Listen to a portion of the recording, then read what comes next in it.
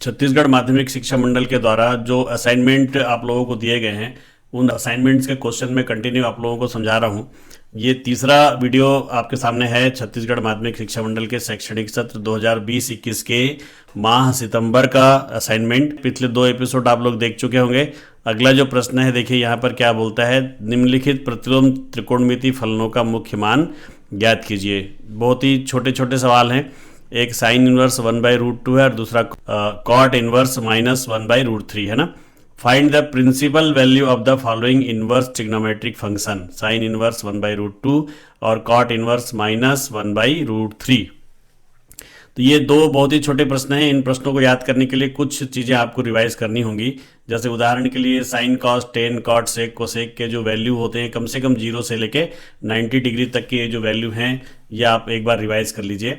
ठीक है, ये आपको बहुत अच्छे से याद होना चाहिए। 0 से लेकर 90 तक अगर याद है तो आगे के वैल्यू भी आप आसानी से निकाल सकते हैं। ठीक है, इसके अलावा देखिए ये जो फार्मूला आप लोग याद किए थे, साइन जैसे माइनस थीटा का minus sine theta, cos minus theta का plus cos theta, tan minus theta का minus tan theta, cot minus theta का माइनस कॉट थीटा। इसी प्रकार ये 90 माइनस थीटा में देख लीजिए आप कि सारे प्लस होते हैं, है ना। ये रेशियो बदल जाते हैं, साइन का कॉस हो जाता है, कॉस का साइन, टेन का कॉट, कॉट का टेन हो जाता है और सारे क्या होते हैं, पॉजिटिव होते हैं। वैसे 90 प्लस थीटा में देखिए केवल साइन का कॉस हो जाता है और ये पॉजिटिव होता है, बाकी सारे माइनस होते हैं। मतलब रेशियो भी चेंज हो जाता है और सारे माइनस होते हैं कॉस को छोड़ के। ठीक है, तो ये 10 कॉट तक ही यहाँ लिखा हुआ है। सेक कोसेक भी आप कर लीजिए। तो ये जो फार्मूला आप लोग 11th क्लास में पूरा डिराइव करके पढ़े हैं, इस फार्मूला को भी आपको एक बार रिवाइज करना पड़ेगा। ठीक है, इसके अलावा देखिए जो इनवर्स ट्रिग्नोमेट्री फंक्शन होते हैं, इनवर्स ट्रिग्नोमेट्री फंक्शन के डोमेन और रेंज ये भी आपको याद करना पड़ेगा। जैसे मान लीजिए साइन इनवर्स एक्स है तो इसका डोमेन -1 1। ये जो बड़ा ब्रैकेट लगा हुआ है इसका मतलब ये है कि -1 और 1 इसमें शामिल है ना। -1 और 1 के बीच जितनी भी संख्याएं होती हैं वो इसके डोमेन में आएंगे, -1 और 1 भी इसमें शामिल है। वैसे देखिए कॉस इनवर्स एक्स में भी सेम है, साइन इनवर्स एक्स और कॉस इनवर्स एक्स का डोमेन दोनों ही सेम है। उसी प्रकार कॉसेक इनवर्स एक्स और सेक इनवर्स एक्स में देख लीजिए जो आर मतलब रियल नंबर, इसके डोमेन में क्या आएगा, रियल नंबर आएगा, है ना। और इन दोनों में कॉसेक इनवर्स एक्स और सेक इनवर्स एक्स दोनों में ही रियल नंबर तो आएगा, लेकिन -1 और 1 उसमें शामिल नहीं होगा, ये याद रखना आपको। ठीक है, पूरे रियल नंबर होंगे इसके डोमेन में एक्सेप्ट -1 एंड 1। और वैसे टेन इनवर्स एक्स और कॉट इनवर्स एक्स के जो डोमेन होंगे उसमें समस्त रियल नंबर होंगे, पूरे रियल नंबर इसमें शामिल होंगे। तो ये डोमेन याद कर लीजिए सबका। डोमेन के साथ साथ आपको रेंज भी याद करना पड़ेगा। जैसे साइन इनवर्स एक्स का जो रेंज है -π/2 से π/2 के बीच होता है, और -π/2 से π/2 का ये जो बड़ा ब्रैकेट लगा हुआ है इसका मतलब है कि -π/2 और π/2 भी उसमें शामिल है। कॉस इनवर्स एक्स का जो रेंज है वो 0 से पाई के बीच होता है, इसमें 0 और पाई भी दोनों शामिल हैं। कॉसेक इनवर्स एक्स का जो रेंज है वो -π/2 से π/2 के बीच होता है, लेकिन उसमें 0 शामिल नहीं होता, 0 को छोड़कर, 0 के अतिरिक्त। ठीक है, वैसे ही देखिए सेक इनवर्स एक्स का भी 0 से पाई के बीच रेंज है, जबकि π/2 उसमें शामिल नहीं है। 0 से पाई के बीच π/2 जरूर आएगा, लेकिन π/2 उसमें शामिल नहीं है। टेन इनवर्स एक्स का -π/2 से π/2 के बीच, लेकिन यहाँ पर ये ध्यान रखिए जो छोटा ब्रैकेट लगा हुआ है इसका मतलब है कि -π/2 और π/2 उसमें शामिल नहीं होगा। -π/2 और π/2 के बीच की सारी चीज़ें होंगी, लेकिन -π/2 और π/2 दोनों शामिल नहीं होंगे। जो बड़ा ब्रैकेट लगा होता है उसका मतलब होता है कि ये दोनों संख्याएं उसमें शामिल हैं, लेकिन अगर मान लीजिए छोटा ब्रैकेट लगा है तो आप समझ लेना कि ये उसमें शामिल नहीं है। वैसे देखिए कॉट इनवर्स एक्स का 0 से पाई के बीच की सभी संख्याएं इसके रेंज में होंगी, लेकिन 0 नहीं होगा और पाई भी नहीं होगा। ठीक है, तो ये डोमेन आप याद कर लीजिए और रेंज भी आप याद कर लीजिए। मतलब ये 3 चीजें अगर आपको याद हैं तो, हालांकि ये क्वेश्चन बहुत छोटा है, साइन इनवर्स 1/√2 कॉट इनवर्स -1/√3, छोटा होने के बावजूद आपको ये चार्ट और ये आपका दूसरा चार्ट, ये तीसरा चार्ट, ये तीनों आपको याद होना चाहिए, तो फिर ये सवाल बहुत आसानी से आप बना सकते हैं। ठीक है, तो चलिए पहला सवाल हम लोग बनाते हैं। Find the principal value of sine inverse 1/√2, है ना। सबसे पहले आप मान लीजिए कि इसका जो प्रिंसिपल वैल्यू है किसका, साइन इनवर्स 1/√2 का, उसको थीटा मान लीजिए। ठीक है, तो यहां लिख दीजिए let principal value let principal value of sine inverse 1/√2 is theta. मैंने आपने मान लिया कि साइन इनवर्स 1/√2 का जो प्रिंसिपल वैल्यू है वो क्या है, थीटा है, ठीक है ना। तो देन थीटा बिलोंग्स टू -π/2 π/2। तो देखिए ये जो आपको साइन इनवर्स 1/√2 का प्रिंसिपल वैल्यू निकालना है, उसका प्रिंसिपल वैल्यू आपने क्या मान लिया, theta. Let principal value of sine inverse 1/√2 is theta. तो देन थीटा बिलोंग्स टू -π/2 से π/2, ये कहाँ से आएगा? अगर आपको ये रेंज याद नहीं होगा तो आप नहीं बना पाएंगे। देखिए साइन इनवर्स एक्स का जो रेंज होता है वो -π/2 से π/2 के बीच होता है। तो किसी भी इनवर्स ट्रिग्नोमेट्रिक फंक्शन का जो प्रिंसिपल वैल्यू है वो उसके रेंज के बीच ही होगा, ये आपको ध्यान रखना है, ठीक है। तो इसलिए मैं बोला था कि रेंज आपको याद कर लेना चाहिए, है ना। तो अगर ये थीटा जो है ये साइन इनवर्स 1/√2 का प्रिंसिपल वैल्यू है, आपने मान लिया है, तो ये थीटा किसके बीच होना चाहिए, इसके रेंज के बीच में ही होना चाहिए। तो इसलिए मैंने लिखा then theta belongs to -π/2 to π/2, -π/2 से π/2 के बीच थीटा जो है बिलोंग करेगा, ठीक है। अब आप मान लेते हैं सवाल बनाने के लिए आगे। लेट सपोज कर लीजिए theta is equal to sine inverse 1/√2, और इसके बाद इसके आगे सवाल बनाते चले जाइए आप, ठीक है ना। आप इसको लिख सकते हो theta is equal to sine inverse 1/√2 है, इसको आप लिख सकते हो sine theta is equal to 1/√2 लिख सकते हो आप, ठीक है ना। और इसका मतलब क्या होगा, देखो आप sine theta is equal to sine π/4। देखो आपको मैंने बोल रहा था ना कि ये चार्ट आपको याद करना पड़ेगा, ये वाला देखिए, ये यहाँ पर देखिए साइन थीटा का 45 डिग्री कितना होता है, 1/√2। 45 डिग्री मतलब होता है π/4। 45 डिग्री को क्या लिखेंगे हम, π/4 लिखेंगे, और π/4 का वैल्यू कितना है, 1/√2 होता है। तो इसलिए यहाँ पर क्या हो जाएगा, देखो आपका 1/√2 की जगह आपने लिख दिया साइन π/4 यानी साइन 45, ठीक है। तो अब आप आगे लिख सकते हो क्या, थीटा इज इक्वल टू π/4। क्या आ गया आपका, थीटा π/4 आ गया, ठीक है। अब देखिए ये जो π/4 है ये -π/2 और π/2 के बीच बिलोंग करता है कि नहीं, बिल्कुल करता है। π/4 जो है इन दोनों के बीच बिलोंग करता है। तो आप लिख दीजिए सिंस π/4 बिलोंग्स टू -π/2 π/2, मतलब ये जो π/4 है ये -π/2 और π/2 के बीच में बिलोंग करता है। इसीलिए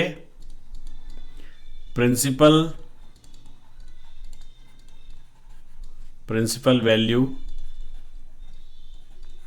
of sine inverse 1/√2 is equal to π/4। ये आपका आंसर हो गया। तो देखिए कितना आसान सवाल है, बहुत ही आसान सवाल है। तो सबसे पहले मैं एक बार इसको रिवाइज कर देता हूं। Find the principal value of sine inverse 1/√2, है ना। तो आपने मान लिया let principal value of sine inverse 1/√2 is theta, है ना। सबसे पहले यहां से आप स्टार्ट करेंगे कि आप मान लेंगे कि साइन इनवर्स 1/√2 का जो प्रिंसिपल वैल्यू है वो क्या है, आपका थीटा है। तो अगर प्रिंसिपल वैल्यू थीटा है तो थीटा को इसके रेंज में बिलोंग करना चाहिए। और ये रेंज क्या होता है, देखिए इसका साइन इनवर्स एक्स का रेंज होता है -π/2 से π/2, इसलिए आपने लिख दिया कि थीटा बिलोंग्स टू -π/2 से π/2, ठीक है। फिर आपने आगे क्या लिखा, थीटा इज इक्वल टू आपने मान लिया साइन इनवर्स 1/√2। ये जो प्रश्न आपका दिया हुआ है ना, इसको आपने मान लिया theta is equal to sine inverse 1/√2। फिर यहीं से आपका क्वेश्चन आगे बढ़ते चले जाएगा। आप इसको लिख सकते हो sine theta is equal to 1/√2 लिख सकते हो आप। अब sine theta is equal to ये 1/√2 का वैल्यू होता है साइन π/4, ठीक है। तो इससे आपको मिल जाएगा थीटा इज इक्वल टू π/4।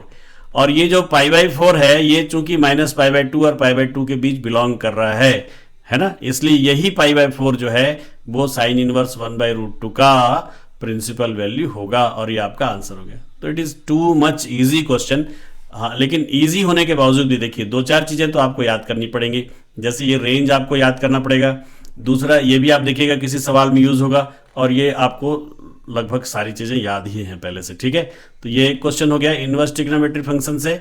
और भी क्वेश्चन छत्तीसगढ़ माध्यमिक शिक्षा मंडल के असाइनमेंट में दिए गए हैं। देखिए ऐसा ही दूसरा क्वेश्चन है, find the principal value of cot inverse -1/√3, है ना। तो चलिए मैं इस सवाल को आपको समझाता हूँ। Find the principal value of cot inverse -1/√3, है ना। सेम तरीके से बनेगा जैसे पहला सवाल हमने बनाया है। सबसे पहले हम मान लेते हैं कि इसका जो प्रिंसिपल वैल्यू है वो क्या है, थीटा है ना। माना कि let principal value of cot inverse -1/√3 is equal to theta.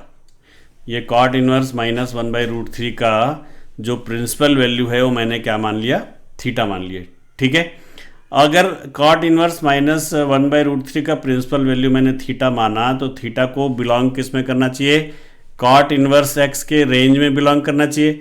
अब कॉट इनवर्स एक्स का जो रेंज है वो आप अगर याद नहीं किए तो ये सवाल नहीं बनेगा। तो देखिए कॉट इनवर्स एक्स का रेंज क्या है, देखिए यहाँ पे डोमेन है आपका रियल नंबर और रेंज है आपका 0 से पाई, जिसमें 0 और पाई दोनों शामिल नहीं है ना।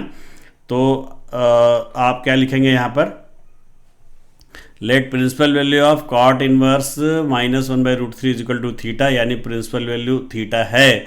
तो अगर प्रिंसिपल वैल्यू थीटा है तो थीटा को किस पे बिलोंग करना चाहिए, थीटा बिलोंग्स टू रेंज, और रेंज क्या है आपका ये 0 पाई।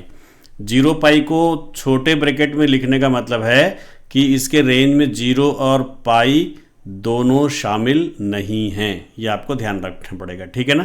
तो let the principal value of cot inverse -1/√3 is equal to theta, और अगर ये प्रिंसिपल वैल्यू है तो ज़रूर ये इसके रेंज में बिलोंग करना चाहिए, इसलिए थीटा बिलोंग्स टू 0 पाई हमने लिख दिया, ठीक है।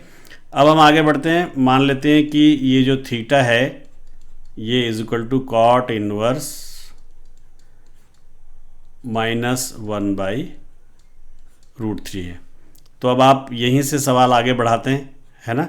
ये आपको लिख सकते हैं इसको cot theta is equal to -1/√3, ठीक है।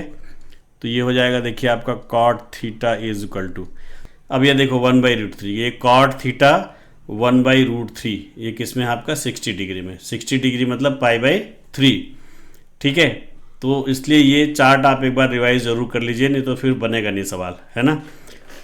तो आप इसको क्या लिख देंगे अब, माइनस कॉट π/3, ठीक है।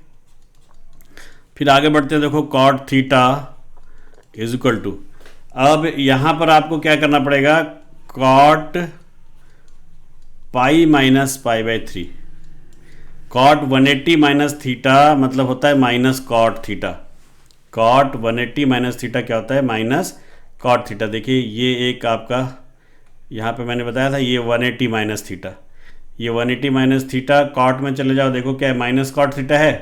तो इसलिए मैं बताया कि ये चार्ट है जो है इसको आप एक बार ज़रूर रिवाइज कर लीजिए, है ना, वरना बनेगा नहीं सवाल। तो देखिए कॉट 180 माइनस थीटा देखिए क्या है, माइनस कॉट थीटा। तो यहाँ मैंने इसका यूज़ कर लिया है, देखिए कैसे, माइनस कॉट π/3 था, इसको मैंने लिख दिया कॉट पाई माइनस π/3, मतलब cot 180 minus theta is equal to minus cot theta.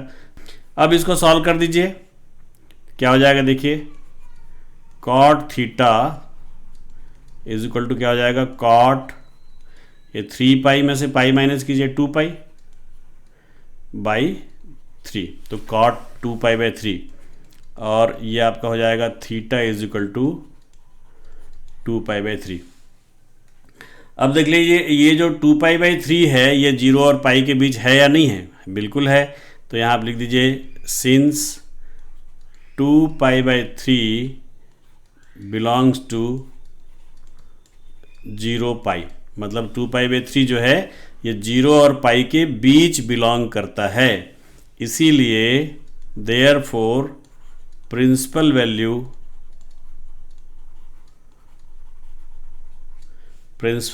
Of cot inverse -1/√3 is equal to 2 पाई/3। देखिए ये आपका हो गया आंसर। तो बहुत आसान क्वेश्चन है, बहुत ही इजी तरीके से आप बना सकते हैं।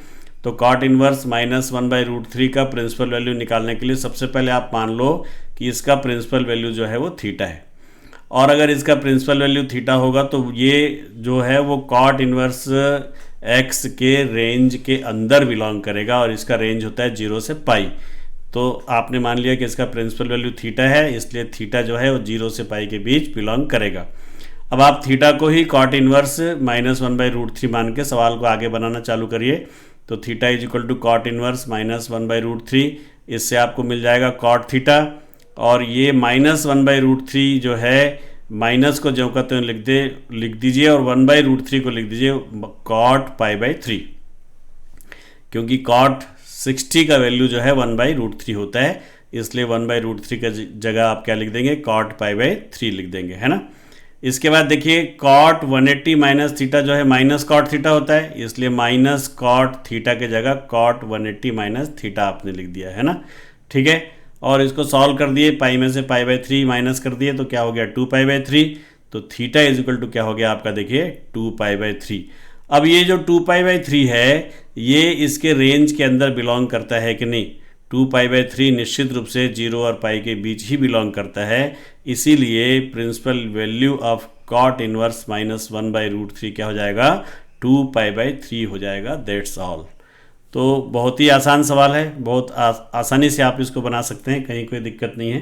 तो जो बचे हुए और क्वेश्चन हैं मैं अगले एपिसोड में फिर आपको बता दूंगा। आज यहीं पर अपनी बात को विराम देता हूं। इन्वर्स ट्रिग्नोमेट्री के 2 क्वेश्चन और हैं, अगले एपिसोड में मैं आपको समझाऊंगा। तब तक आप प्रिंसिपल वैल्यू से रिलेटेड और भी 2-4 क्वेश्चन आप बना लीजिए, और ये जो चार्ट मैंने यहाँ पर दिए हैं इस चार्ट को आप एक बार वीडियो पॉज करके ज़रूर रिवाइज कर लीजिए। रिवीजन अगर कर लेंगे तो आगे प्रिंसिपल वैल्यू और बनाने में आपको बहुत ही आसानी होगी। ठीक है, अगले एपिसोड में इन्वर्स ट्रिग्नोमेट्री के जो सवाल और दिए हुए हैं आपके असाइनमेंट में वो दोनों सवाल मैं आपको समझा दूंगा।